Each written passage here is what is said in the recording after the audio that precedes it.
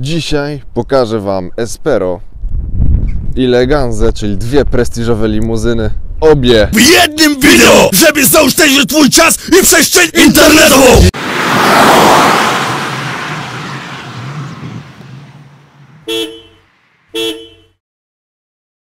Dobra, to przedstawiamy dzisiejszych zawodników. Jako pierwsze Despero, które jest ok i przeszło test drogowy. Dobra, żarty żartami, ok. Espero było produkowane w latach 90-99, w Polsce było montowane w latach 96-99. Co ciekawe, pierwotny plan był taki, że chcieli w Polsce montować około 20 000 sztuk rocznie, a tak naprawdę od tego 96 do 99 zmontowali 20 573 sztuki, czyli średnia im tutaj tak średnio wyszła.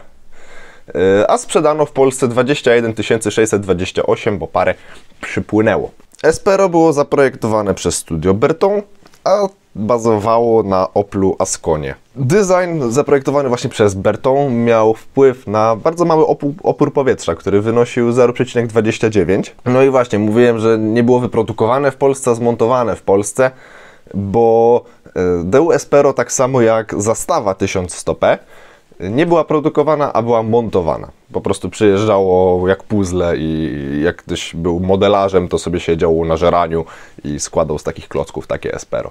Coś, o czym się mówi głośno i w sumie powszechnie, czyli to, że Espero po hiszpańsku znaczy czekam, to faktycznie mogłoby nie wpływać jakoś pozytywnie na odbiór modelu, więc w Hiszpanii Espero nazywało się Aranos, co nie znaczyło kompletnie nic. Espero w ogóle było śmiesznie tanie, tam kosztowało 30 kilka tysięcy jako nowe w 99, czyli poziom troszeczkę wyżej niż Poloneza. Polonez kosztował 20 czy tam 20 kilka, ale nadal mniej niż większość samochodów zachodnich. A mimo to nadal się jakoś nie sprzedawał, on miał być sedanem rodzinnym, a wyszło na to, że większość Despero latało na złotówach.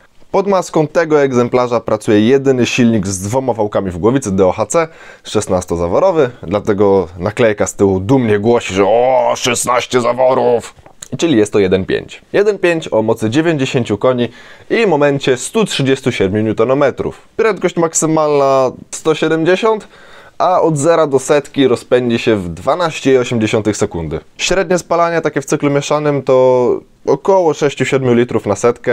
Masa takiego Esperala to jest 1,85 kg. Leganza była produkowana w latach 97-2008, tylko że w Egipcie do tego 2008 i w Polsce Leganza była montowana w latach 97-2001. No i z tego ostatniego roku, a nie, przepraszam, z przedostatniego roku, z 2000, macie tutaj ten egzemplarz. Pod maską było 2.0 i 2.2, było również 1.8, ale ono było oferowane tylko w Korei. Całość zewnętrzna została zaprojektowana przez włoskie studio Giugiaro i projektując wzorowali się troszeczkę na projekcie Jaguara Kensington z 90 roku. Technicznie, no oczywiście jest to General Motors, czyli części Opla, które dostaniecie zasadniczo w każdym warzywniaku. W Polsce zostało zmontowanych 3969 sztuk.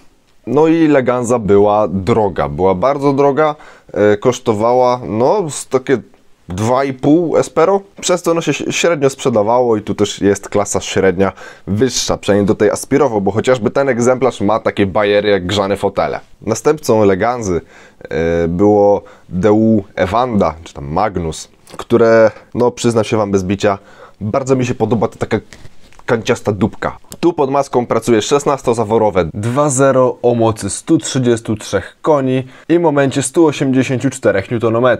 Pojedzie maksymalnie 206, a do setki rozpędzi się w 10,2 sekundy. Leganza jest zauważalnie cięższa od Espero, bo waży 1,4 t.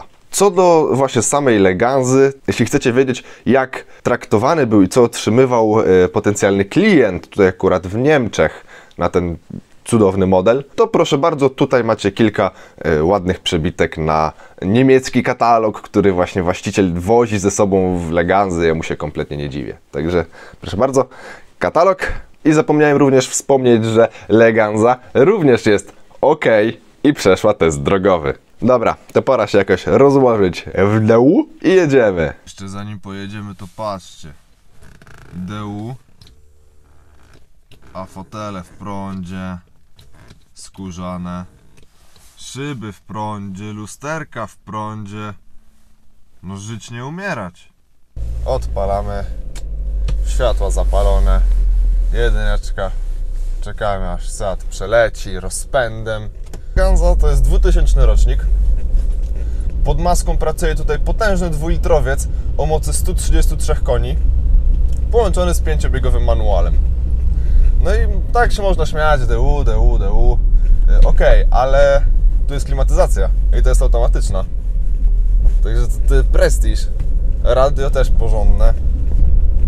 Szyby w prądzie, fotele w prądzie, lusterka w prądzie. Grzane fotele. Mówiąc zupełnie szczerze, spodziewałem się takiej gumowej wersalki, takiej, co to będzie płynąć, będzie się wychylać, niekoniecznie będzie dawało jakieś takie wyraźne odczucia z jazdy.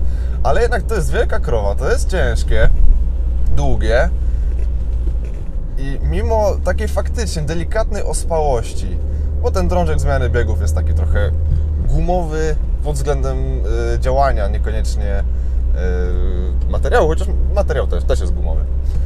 Ale ten silnik tak fajnie rozwija mocno. Jest to silnik wolnossący, nie jest wysilony. Jak się doda gazu, to on wchodzi na obroty i razem z obrotami rozwija moc. To jest fajne. To lubię w takich samochodach. Do tego sprzęgło chodzi idealnie. Po prostu jest bardzo łatwe do wyczucia. Nie jest ciężkie, nie sprawia oporów przy wciskaniu, czy nie klei się do podłogi zamiast odchodzić przy puszczeniu. A chodzi tak jak powinno.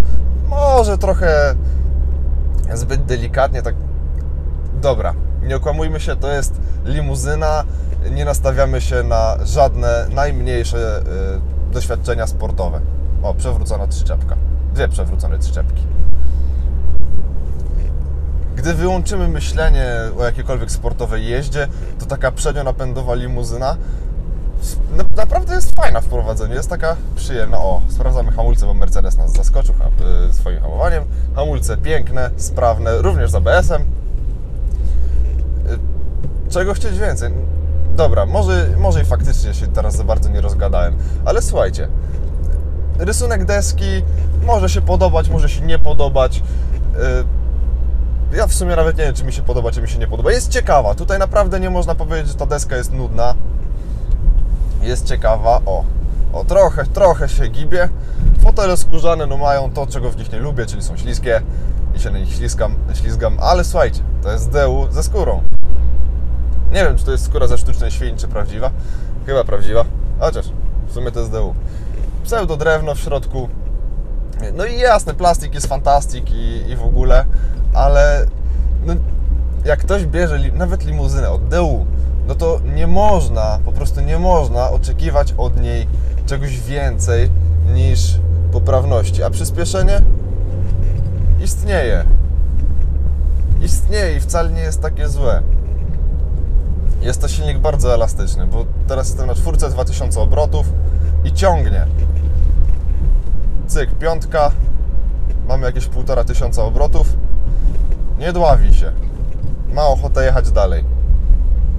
Jest to wielka krowa, ale jeśli chodzi o samochód taki na współczesne standardy, w sumie nie wiem, ile teraz Leganza kosztuje. Tu Wam wrzucę gdzieś średnie ceny, ale myślę, że to jest najlepszy wybór w tej klasie za te pieniądze. To jest DU, więc części dostaniecie w warzywniaku.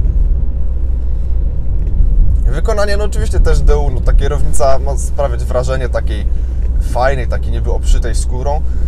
Może i faktycznie jest czymś obszyta, no ale jednak czuć, że to niekoniecznie może konkurować z zachodnimi limuzynami klasy premium. Mimo wszystko jest to fajny złoty środek między japońskimi czy niemieckimi drogimi limuzynami, a samochodem zwykłym dla ludu, bo jeśli komuś nie zależy faktycznie na jakimś super porządnie wykonanym wnętrzu, czy nadwoziu zresztą, no bo Leganza, jak to DU rdzewieje, to tutaj naprawdę można się poczuć bardzo dobrze. Ta skrzynia jest naprawdę fajna, cyk, jedyneczka, puszczamy sprzęgło, jedziemy, najmniejszych problemów.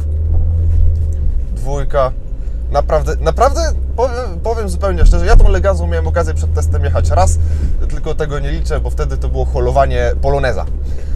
Ale pod względem takiego zwykłego prowadzenia, teraz jak jadę nie hulując niczego, jest to naprawdę przyjemny samochód. Czy mógłbym się z nim związać na co dzień? Myślę, że tak. Myślę, że tak, bo mimo 23 lat na karku prowadzi się bardzo współcześnie, chociaż jakość wykonania faktycznie pozwala odczuć, że nie jest to najświeższy samochód.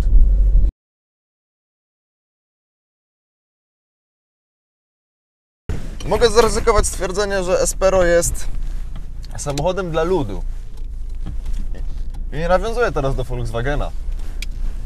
Chociaż mógłbym ją teraz porównywać do Jety. Ale nie da się ukryć, że naprawdę jest to fajny samochód. No i teraz mamy dosyć wysoki próg spowalniający, 20 na godzinę. Spokojnie przejechaliśmy, o nic nie przytarliśmy. Nie było to też niekomfortowe. Fajnie wytłumiło to Despero, ten próg. Niczym nie przytarliśmy. No plus, Jezu, jak mi się Espero podoba z zewnątrz. To jest piękny samochód. Nie zapraszam do dyskusji, bo nie ma o czym. W prowadzeniu jednak bardziej chyba mi...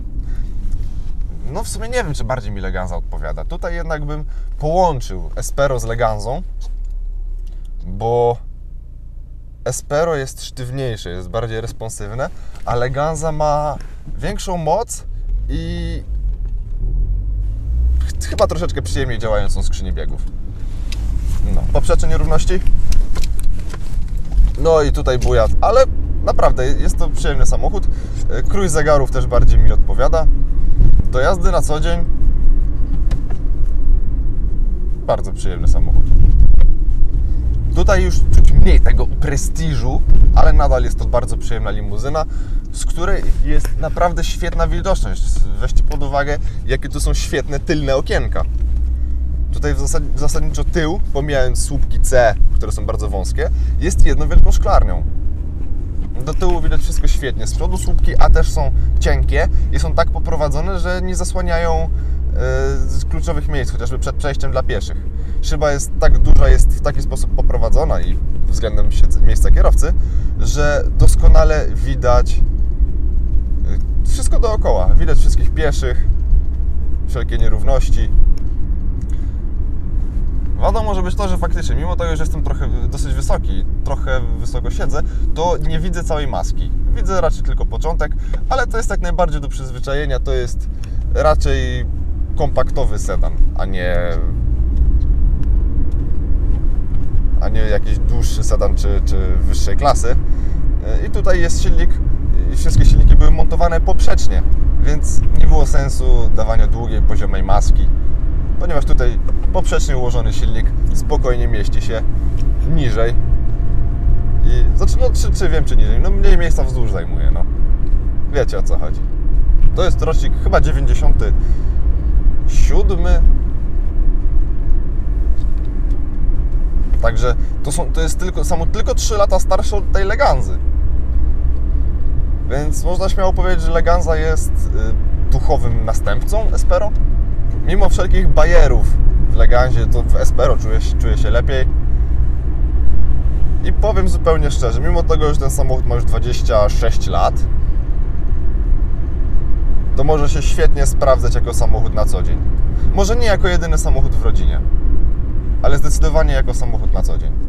Jest wygodny, jest komfortowy, jest taki prosty, taki spokojny. Taki widać, że jest azjatycki, bo właśnie w środku są zwykłe, proste zegary, prosta deska, żadnych elementów, które miałyby rozpraszać. To teraz może ktoś będzie na mnie krzyczeć, ale kojarzy mi się to wnętrze z Celiką 6. generacji, Toyotą Celiką 6. generacji. Bardzo mi się kojarzy. Kierownica jest fajna, co prawda tutaj te ramiona boczne są trochę grube i tak niezbyt wygodnie mi się ją łapie. Ale jak się ją złapie u góry, to ma z tyłu fajne wypustki na palce i normalnie można ją sobie wygodnie złapać i prowadzić, trzymając ją za 10/2. Szybka redukcja na 4 przed zakrętem, cyk, zakręt z gazem. Nie wychyla się, pięknie idzie po torze jazdy. Ciekawi mnie, czy teraz ludzie by zwracali uwagę na Espero, bo teraz jak jadę, to nikt jakoś nie spojrzał, nikt nie zwrócił uwagi. Podejrzewam, że to też może być ten moment, kiedy ludzie jeszcze sobie nie uświadomili, że Espero wszystkie wyginęły.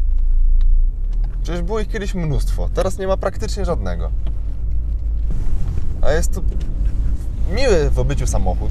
W środku może niezbyt urodziwy, z zewnątrz też się nie wszystkim może podobać, ale jest naprawdę cywilizowany. Jest naprawdę cywilizowany i przyjemny w obyciu. To jest taki średniego szczebla biznesmen, który nie nosi garnituru, ale sportowe buty, sztruksy i koszulę flanelową. A dla porównania Leganza to jest też średniego szczebla biznesmen, tylko on nosi już sportowe buty, jeansy, jakąś taką ładną, uprasowaną koszulę. Czy jest to spora różnica? Nie. Czy wolę koszulę flanelową od zwykłej? Tak. Espero zaparkowane za Leganzą, także trzymajcie się. Cześć.